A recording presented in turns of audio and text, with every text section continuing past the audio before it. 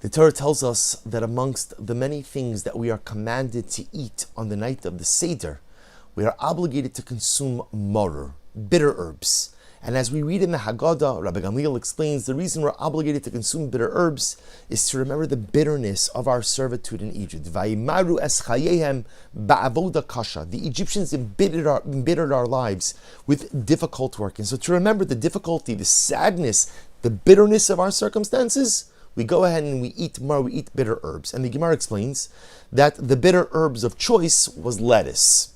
But then the Gemara says something amazing. Actually, the Mishnah explains that you would take your lettuce, the Mishnah says, and you would dip it into charoses, into this mixture called charoses. We're familiar with charoses, a mixture of ground up different spices and apples and nuts and wine, whole variety of that make almost like a paste-like charoses mixture. You would dip the marror into the charoses, and the Gemara explains, why do you dip the marror into the charoses? The Gemara gives a two-word answer, mishum kappa. Kappa literally means poison. Poison.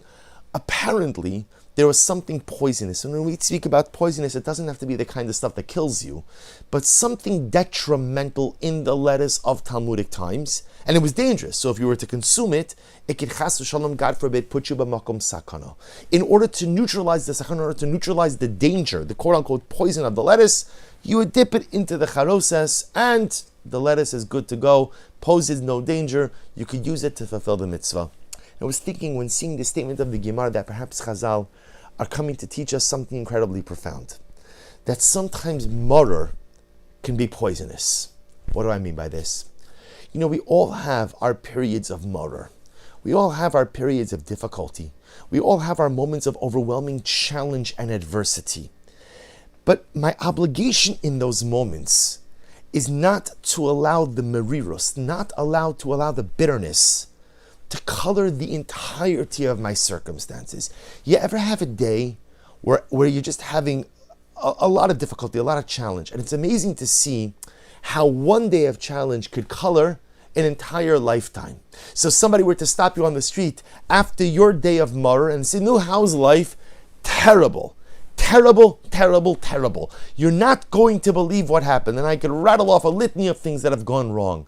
There's a poison in marror. Marror has the ability to poison your life outlook.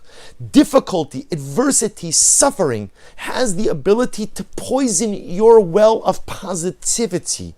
The greatest challenge in life is not to allow adversity to color everything. And isn't this applicable to us today? We've been living through a year of a pandemic. And for some of us, the pandemic has felt like it's gone on for years, for decades. My whole life has been a pandemic. It's a year. Granted, it's been a year of difficulty and adversity for many, in many different ways. But we can't allow it to color the totality of our existence. And the pandemic is just one example.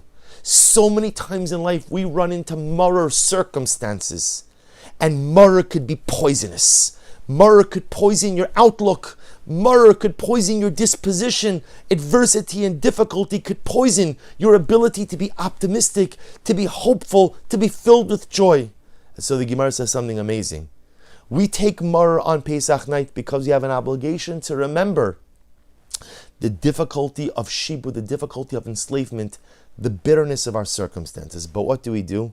Before we consume marror, I dip it into charoses. I take out the poison. So I'm going to consume it. I'm going to remember that which was bitter. But I'm not going to allow this marror to overtake me. I'm not going to allow the marror to poison my well of optimism. I'm not going to allow the marror to poison my life outlook or disposition. I have an obligation to remember what was, but I can't allow that bitterness to overtake everything. And so too in our own lives, as I mentioned before, we all have our moments of marror. And for some of us, the moments are more than just moments. For some of us, the moments turn into days, turn into weeks, into months, and even into years.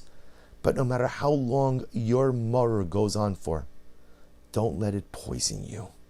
Don't let it color your outlook or disposition.